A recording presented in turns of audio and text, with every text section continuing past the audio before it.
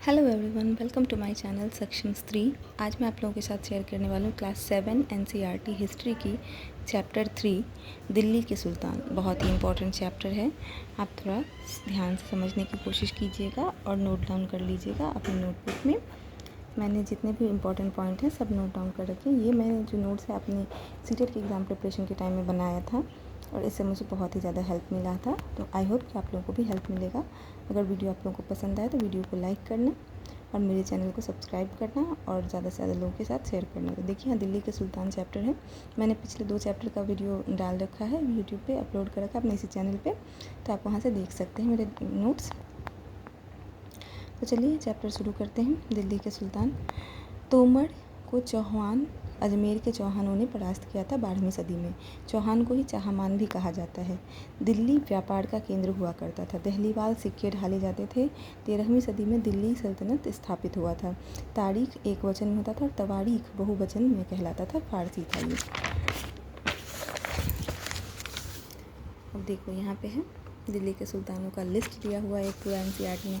ये आपको थोड़ा सा याद रखना पड़ेगा। अगर आपको बार बार इसको पढ़ेंगे तो याद हो जाएगा और क्वेश्चन सॉल्व करेंगे तो ऐसे ही याद हो जाएगा। राजपूत वंश जो है वो तोमर है। आरंभिक 12वीं सदी से 1165 तक। 12वीं सदी जब कहा जाता है तो ये 1100 से लेकर 1200 तक का पीरियड होता है, 1199 तक का। फिर 1200 से शुरू हो जाएगा 13वीं सदी, ठीक है। तो अनंगपाल इसमें तोमर जो था 1165 तक, अनंगपाल रहा 1130 से 1145 तक। फिर चौहान, फिर पृथ्वीराज चौहान आया, ये बहुत ही फेमस हुआ था पृथ्वीराज चौहान। फिर प्रारंभिक तुर्की शासक आया, उसमें कुतुबुद्दीन ऐबक आया, शमसुद्दीन इल्तुतमिश आया और इल्तुतमिश की बेटी रजिया सुल्तान गद्दी पर बैठी। फिर गयासुद्दीन बलबन, खलजी वंश आया। उसके बाद खलजी वंश में जलालुद्दीन खलजी, अलाउद्दीन खलजी। तुगलक वंश आया, गयासुद्दीन तुगलक, मोहम्मद तुगलक, फिरोज शाह तुगलक। फिर इसके बाद आते हैं सैयद वंश, खिज़्र खान आता है सैयद वंश में, एक इम्पॉर्टेंट। लोधी वंश में बहलोल लोधी आता है। उसके बाद आते हैं पांडुलिपि के चरण। पांडुलिपि के 4 चरण होते हैं। पहले कागज़ तैयार किया जाता है, फिर उसमें लिखा जाता है, फिर सोने का प्रयोग किया जाता है, फिर उसके बाद जीवे लगाया जाता है। इतिहासकार फ़ख्र ए मुदब्बिर जो था उन्होंने न्याय चक्र लिखा था 13वीं सदी में। तवारीख के लेखक दिल्ली में रहा करते थे। अब तवारीख क्या है? तवारीख इतिहास लिखने वालों को इतिहासकार को कहते थे, ठीक है। तवारीख के लेखक दिल्ली में रहा करते थे। इनाम पाने की चाह में जन्मसिद्ध अधिकार लिंग भेद आधारित होता था ये। तो दिल्ली में रहा करते इसका मतलब शहरों में रहा करते थे, ऐसा क्वेश्चन भी आया हुआ है। और वो इनाम पाने की चाह में लिखते थे, तो ऑब्वियसली बात है कि वो राजा की सपोर्ट में लिखा करेंगे, उनकी तारीफ में। और जन्मसिद्ध अधिकार और लिंग भेद आधारित सरकार पे उन लोगों का ज़्यादा फोकस रहता था। 1236 में इल्तुतमिश की बेटी रजिया सुल्तान गद्दी पर बैठी। मिन्हाज इस राज ने उनके बारे में लिखा, इतनी शानदार खूबियों से भी आखिर उसको हासिल क्या हुआ। बहुत बड़ा लाइन था, मैंने इतना शॉर्ट कर रखा है। तो इल्तुतमिश की बेटी रजिया सुल्तान बहुत ही ज़्यादा काबिल थी लेडी, बट उनको क्योंकि वो औरत थी इस वजह से ये जो तवारीख के लेखक थे, जो राजनीतिज्ञ थे, उन लोगों को पसंद नहीं आई कि पुरुषों को पसंद नहीं आया हम औरतों के बीच में, औरतों के अंदर कैसे रहें, तो उनको हटा दिया गया गद्दी से। इसी के लिए इतिहासकार मिन्हाज सिराज जो हैं उन्होंने ये लाइन बोली है रजिया सुल्तान के लिए। रजिया सुल्तान की, तो रजिया सुल्तान इल्तुतमिश की बेटी थी। अब देखिए यहाँ पर है आंध्र प्रदेश में वारंगल जिला राज्य जो था, आंध्र प्रदेश राज्य में वारंगल है, उसमें रुद्रमा देवी भी एक शासक बनी थी। लेकिन उन्होंने क्या किया था, तो अपने आप को मर्दों जैसा दिखाया था। उन्होंने माना नहीं कि हम औरत हैं, मतलब 2 लोगों को पता नहीं चलने दिया। कश्मीर में रानी दिद्दा, ये लोग भी बैठे थे गद्दी पर इन सबसे अलग रजिया सुल्तान थी। वो औरत होते हुए ही अपने आप को औरत जैसा ही साबित करके फिर रूल करना चाहती, पर लोगों को पसंद नहीं आया। अब भीतरी प्रदेश किसे कहते थे? शहर के आसपास के प्रदेश को। गैरिसन शहर किसे कहते थे? किलेबंद बसाव, जो किले के अंदर जो लोग रहते थे, गैरिसन शहर। अलाउद्दीन खिलजी दक्षिण भारत को लक्ष्य किया। मोहम्मद बिन तुगलक के समय चरम सीमा पर अभियान था। जामा मस्जिद दिल्ली में है, कुतुबुद्दीन ऐबक ने बनाया। फिर इल्तुतमिश और फिरोज शाह तुगलक, इन तीनों ने मिलकर बनाया। इसमें नमाज पढ़ते हैं और इमाम नेता होता है। खुतबा जो होता है उसे धर्मोपदेश को कहते हैं। मक्का किबला होता है और उसकी दिशा भारत में पश्चिम दिशा में पड़ती है। बंदगां गुलाम को कहा जाता था और बेटों से बढ़कर होते थे बंदगां इनके लिए। ऊंचे पद इनको देते थे बंदगां को। सूबे को एकता कहा जाता था और सूबेदार को मुक्ति का या इक्तदार कहा जाता था। कर जो है खराज होता था उपज का 50%, और मवेशी पर भी लगता था कर और घर पर भी लगता था कर। ये खराज जो है ये उपज पे लगता था 50%।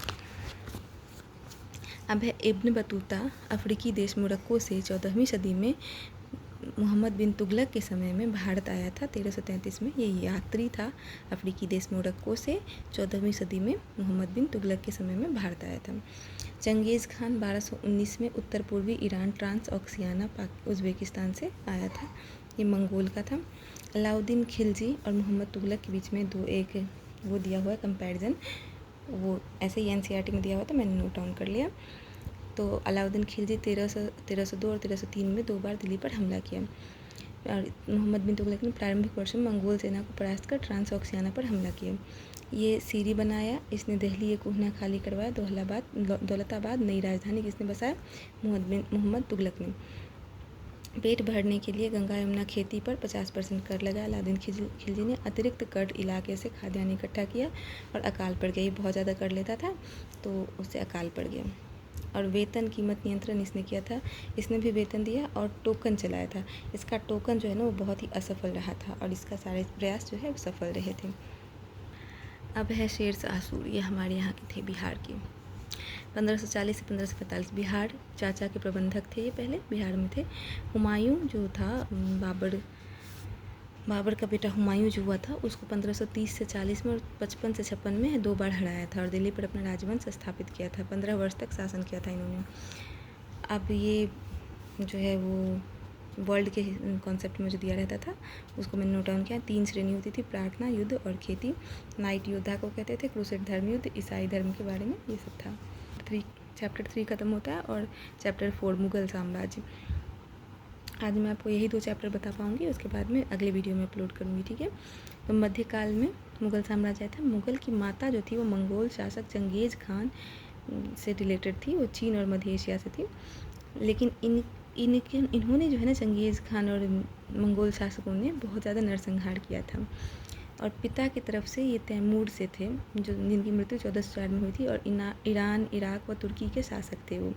और क्योंकि ये मंगोल शासक जो थे ना, इन्होंने इनके पिता वाले जो एरिया में जो थे उनको बहुत ज़्यादा लड़ाई वगैरह सब हुई थी और नरसंहार सब हुआ था। इस वजह से मुग़ल जो थे वो अपने आप को मंगोल शासक कहलवाना पसंद नहीं करते थे और तैमूर के वंशज कहलाने पे गर्व करते थे, ठीक है। 1398 में दिल्ली पर कब्जा भी किया था तैमूर ने। अब प्रथम मुग़ल शासक बाबर था, 1526 से 30 तक रहा ये। 12 वर्ष में फरगाना 1494 में जीता था। मंगोलों की दूसरी शाखा उज़्बेक के कारण गद्दी छोड़ी। अब यही मंगोल है ना, बाबर को भी गद्दी छोड़ने पे मजबूर कर दिया था, तो क्यों इनको पसंद आएगा, भाई हम उनके ख़ानदान से हैं। तो 1504 में इन्होंने काबुल पर भी कब्जा किया। 1526 में पानीपत दिल्ली के सुल्तान इब्राहिम लोदी को हराया पानीपत में 1526 में। अब ज़हीरुद्दीन मोहम्मद बाबर इनका पूरा नाम था। मुबैयान पद्य शैली इन्होंने अपनाया था। 1507 में कंधार बादशाह बना, कंधार जीता था, बादशाह बना। 27 में खानवा, 28 में चंदेरी, 29 में घग्गड़ और 30 में मृत्यु। ये है बाबर का पूरा जो दिया हुआ है उसका शॉर्ट नोट्स। अब तुलगामा युद्ध नीति तोपों का पहला इस्तेमाल बाबर ने ही किया था। अब है हुमायूं का पूरा नाम क्या था? नसीरुद्दीन हुमायूं। बाबर का बेटा था। 6 मार्च 1508 से 27 जनवरी 1556 तक। इनके भाई मिर्ज़ा कामरान के कारण अफगान से हारा था ये। शेर खान ने 2 बार हुमायूं को हराया, पिछले भी पेज में देख चुके हैं। शेर खान कौन था? शेर शाह सूरी। 1539 में चौसा, 40 में कन्नौज और 55 में सफ़ाविद शाह ईरान की मदद से दिल्ली पर पुनः कब्जा कर लिया इन्होंने। अब है अकबर। बाबर का बेटा हुमायूं, हुमायूं का बेटा अकबर। अकबर जो है 1556 से 1605 तक रहता है। 13 साल में राजा बन गया ये। जलालुद्दीन मोहम्मद इनका नाम था। अकबर आजम भी इनका नाम था। शहनशाह अकबर भी इनका नाम था। महाबली शहनशाह भी इनका नाम था। 1556-70 में बैरम खान से आज़ाद पहले इनको बैरम खान पालते पोसते थे। मालवा, गोंडवाना, मिर्ज़ा हाकिम उज़्बेक को दबाया, इन सब से इन्होंने जीता था। 1568 में सिसोदियों की राजधानी चित्तौड़ पर कब्जा किया और 1569 में रणथंभौर पर कब्जा किया। फिर 1570 से 85 में गुजरात, बिहार, बंगाल, उड़ीसा मिर्ज़ा हाकिम के पक्ष में विद्रोह सौतेला था मिर्ज़ा हाकिम। और 1585 से 1605 सफाविदों को हराकर गंधार पर कब्जा किया, कश्मीर को जोड़ा, काबुल को मिलाया। सलीम के कारण सत्ता लड़खड़ाई। सलीम इनके बेटे थे। अब जहांगीर, ये सलीम है, ठीक है। 1605 से 1627 तक इन्हीं का नाम सलीम था। अकबर के बड़े बेटे थे। मुराद दानियाल छोटे भाई थे। 1585 में मानबाई से इनका विवाह हुआ। अब मानबाई कौन थी? आमेर भगवान दास की पुत्री, मान सिंह की बहन। राजकुमार खुर्रम, इनके बेटे क्या कौन हुए? सलीम के बेटे, जहांगीर के बेटे खुर्रम, यानी कि शाहजहां। शाहजहां ने फिर विद्रोह किया। इन्होंने अपने पापा के खिलाफ, इन्होंने अपने पापा के खिलाफ विद्रोह कर दिया। जहांगीर की पत्नी नूरजहां ने शाहजहां को हराने की असफल प्रयास की थी। फिर शाहजहां वही खुर्रम। 1627 से 58 तक पुत्रों के बीच लड़ाई। औरंगजेब जीता। दारा शिकोह और 3 भाई को मार डाला। पिता को आगरा में कैदी कर दिया। उन्होंने अपने बाप के खिलाफ, उन्होंने अपने बाप के खिलाफ, उन्होंने अपने बाप के खिलाफ किया। तो दक्कन जहान लोदी, बुंदेल की हार, उज़्बेक जीता, कंधार, अहमदनगर जीता। तो ये रहा शाहजहां की स्टोरी। अब है औरंगजेब। मुउद्दीन मोहम्मद इनका पूरा नाम था। 1658 1707 तक रहे। औरंगजेब का मतलब होता है विश्व विजेता। 1663 में अहोम द्वारा मराठा सरदार शिवाजी आगरा के कैद खाने से भाग गए। राजकुमार अकबर औरंगजेब से हार गया तथा ईरान भाग गया। ये मराठा सरदार शिवाजी का इन्होंने अपमान किया था। फिर 1685 में बीजापुर जीता। 1687 में गोलकुंडा जीता। मराठा छापामार पद्धति दक्कन में चलाते रहे। अब काबुल के बारे में कुछ इन्फॉर्मेशन, ये शायद एनसीईआरटी में नहीं थी, मैंने ऐसे ही गूगल से करके लिख लिया था। काबुल 3000 वर्ष पुराना बाला भूटा शासक वंश। ईसापुर 323 ईस्वी से मौर्य वंश का शासन 184 ईस्वी तक 1504 तक रहा। अपने सामरिक के कारण मध्य एशिया का प्रमुख केंद्र रहा। श्रीनगर, डल झील यहाँ पर है। 1700 मीटर की ऊंचाई। हाउस बोट स्थापना सम्राट अशोक मौर्य द्वारा। अब हम कश्मीर कश्यप ऋषि के नाम पर सभी मूल निवासी हिंदू थे। अकबर काल में मुगल का हिस्सा था। 1756 अफगान शासक के बाद 1819 में पंजाब के सिख साम्राज्य के अधीन आ गए। फिर लाहौर पाकिस्तान का दिल कहा जाता है। रावी एवं बाघा नदी के तट पर भारत पाकिस्तान की सीमा पर मुगल कालीन एवं औपनिवेशिक ब्रिटिश स्थापत्य लाहौर में था। पंजाब फारसी शब्द है ये, और पंजाब का मतलब क्या होता है? 5 पानी। पंजाब, पंज मतलब 5, आब मतलब पानी, 5 पानी, 5 नदी का है। ब्रिटिश भारत का भंडार भी इसे कहा जाता है। पानीपत हरियाणा में पानीपत जिला मुख्यालय है। 1526-56 और 1761 में पानीपत का युद्ध हुआ है। ये वाला शेरशाह सूरी के साथ भी देखा था हमने, हुमायूं के साथ शेरशाह सूरी की लड़ाई हुई थी। अब दिल्ली चलो। दिल्ली का नाम दिल्ली का उदयपुर शिलालेख में 1170 में इसका उल्लेख मिलता है। 1316 में हरियाणा की राजधानी थी। 1206 में दिल्ली सल्तनत की राजधानी बनी। अब है मथुरा से रिलेटेड कौन है? सूरदास। संगीत के आचार्य स्वामी दयानंद हरिदास, दयानंद के गुरु बिरजानंद, चैतन्य महाप्रभु, ये सब मथुरा से रिलेटेड थे। आगरा से 1540 में सिकंदर लोदी ने आगरा शहर बसाया था। 1526 से 1628 तक मुगल राजधानी रही। ताजमहल, किला, फतेहपुर सीकरी यूनेस्को में शामिल हैं। बाबर ने चौकोर बागों का निर्माण करवाया था। इम्पोर्टेंट है।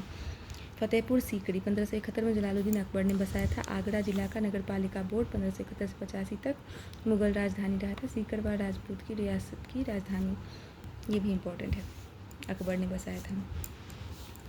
चित्तौड़गढ़ राजस्थान, मेवाड़ की प्राचीन राजधानी, महाराणा प्रताप सिंह राजा थे। जौहरगढ़, यही वो चित्तौड़गढ़ है जहाँ पर रानी पद्मावत ने जौहर किया था। अब है रणथंभौर। राजा सज्जन वीर सिंह नागिल, अबुल फजल अन्य सब दुर्ग नंगे हैं, यह बख्तरबंद है। अबुल फजल ने रणथंभौर के बारे में कहा है कि अन्य सब दुर्ग नंगे हैं लेकिन यह बख्तरबंद है। राव हमीर देव ने इसका उल्लेख किया है। इलाहाबाद, प्रयाग राजाओं का अभिषेक यज्ञ आदि संगम पर होता है। इलाहाबाद प्रयाग है, राजाओं का अभिषेक और यज्ञ आदि संगम पर होता है। पटना, पत्रक के जनक थे। रानी पाटली के लिए नगर बनाया गया जादू से। 490 ईसा पूर्व हर्यक वंश के शासक अजातशत्रु ने अपनी राजधानी राजगीर से बदलकर पटना किया। अजातशत्रु का बेटा उदयन ने पाटलिपुत्र नगर का संस्थापना किया था। सिंधु नदी 1947 बंटवारे के बाद पाकिस्तान में है। मुगल में शाहदायद की मुगल और तैमूर वंश की प्रथा, सभी पुत्रों में बराबर बंटवारा। अब देखो मुग़ल में जो है शहदायद की प्रथा थी, जो तैमूर वंश की प्रथा थी। और शहदायद में क्या होता था, सभी पुत्रों में ज़मीनों को, जो भी प्रॉपर्टी है उसको बराबर बांटा जाता था। लेकिन पहले क्या था, हमारे यहाँ जब हिंदू सब का राज चलता था तो क्या चलता था कि सब जो बड़ा बेटा होता था उसको सारा संपत्ति उसी को राजा बना दिया जाता था। पर शहदायद की प्रथा मुग़ल जो थी, उनकी जो थी तैमूर वंश की प्रथा, उसमें सभी पुत्रों में बराबर ज़मीन बांटा जाता था। जहांगीर की माँ, ये जहांगीर कौन है, सलीम, इनकी माँ कछवा की राजकुमारी अंबर के राजा की बेटी थी, यानी कि अकबर की वाइफ। शाहजहाँ की माँ राठौर राजकुमारी मारवाड़ के राजा की बेटी थी। अब है मेवाड़ की सिसोदिया को मुग़लों ने अपमानित नहीं किया था, क्योंकि उन्होंने इनके साथ अच्छा रिलेशन बना लिया था, शादी कर लिया होगा। मनसबदार, नौकरशाह, सरकारी हैसियत, पद वेतन, सैन्य। मनसबदार जो रहते थे वो नौकरशाह होते थे, उनकी सरकारी हैसियत होती थी, उनका पद वेतन और सैन्य रहता था। अभिजातों की संख्या पर दर्जा उनका निर्भर करता था। मनसबदार वेतन के रूप में भूमि पाते थे, जिसे जागीर कहा करते थे। जागीर पर रहते नहीं थे, घोड़े दगवाते थे, वहाँ से बस जो उनका टैक्स आता था ना, उससे वो लोग अपना खर्चा चलाते थे। इनको सैलरी के रूप में ज़मीन मिलता था जागीर, उससे जो टैक्स आता था वो इनका होता था। घोड़े दगवाते थे। जब्त और ज़मींदार, कर वसूलने के वाले बीच के लोग जो होते थे उन्हें जब्त और ज़मींदार कहा जाता था। जैसे कर लेता तो सरकार है और उस देता है आम लोग, और बीच में जो वसूलते हैं उन्हें जब्त और ज़मींदार कहते हैं। अकबर के राजस्व मंत्री टोडरमल थे। राजस्व सर्वेक्षण, अलग टैक्स रेट, जब्त इन्होंने ही चालू किया था। अकबरनामा, आईने अकबरी अबुल फजल ने लिखा था। अकबरनामा जो है ना, आईने अकबरी, उसकी पहली जिल्द जो है पूर्वज के बारे में, अकबर के पूर्वजों के बारे में। दूसरी जिल्द में अकबर का शासनकाल है, और तीसरी जिल्द में आईने अकबरी यानी कि परंपरा, फसल, सांख्यिकी का विवरण, ये सब है। वित्तीय अधिकारी दीवान कहलाते थे मुगल शासन में। बख्शी सैनिक वेतनाधिकारी होते थे। सदर धार्मिक मंत्री होते थे। फौजदार सेनानायक होते थे। कोतवाल नगर का पुलिस होता था। जहांगीर के दरबार में नूरजहाँ का प्रभाव। मेहरुन्निसा का नाम भी नूरजहाँ था। 1611 इसमें विवाह हुआ था। चांदी के सिक्के डलवाए गए थे इनके शान में। मतान्धता होता है जो बिना किसी प्रश्न के स्वीकार कर लिया जाए किसी भी बात को। सुलह ए कुल, सर्वत्र शांति, ये अकबर ने चलाया था। और ये क्यों चलाया था, क्योंकि वो सारे धर्म के साथ सुलह करके अपने आप को ज़्यादा स्ट्रॉन्ग बनाना चाहता था। मकतब खाना, अनुवाद ब्यूरो। मकतब खाना क्या होता था, अनुवाद ब्यूरो। फतेहपुर सीकरी में था। ये रामायण, महाभारत, लीलावती और योग वशिष्ठ का फारसी अनुवाद किया गया था। महाभारत का अनुवाद जो किया गया उसे रजमनामा कहते हैं। थोड़ा वर्ल्ड के बारे में जो दिया हुआ है वो भी मैंने लिख लिया है। ऑटोमन तुर्की के सुल्तान सुलेमान थे और 1520 से 66 तक रहे। हंगरी को मिलाया, ऑस्ट्रिया को घेरा।